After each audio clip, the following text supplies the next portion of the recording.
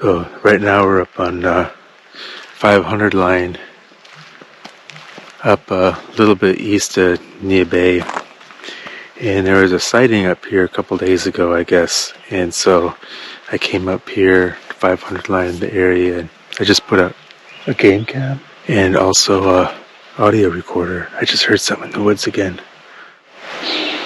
The hell was that?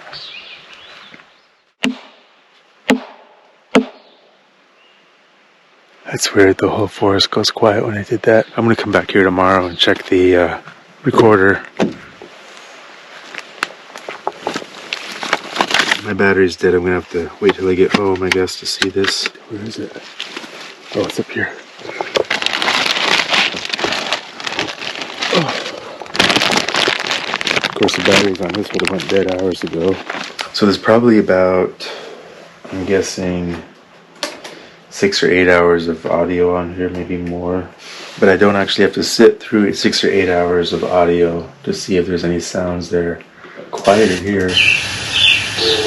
What the hell was that? So I can only speculate as to what's making that sound, but I'm going to keep dropping game cams and recorders in the area to see if I can figure it out.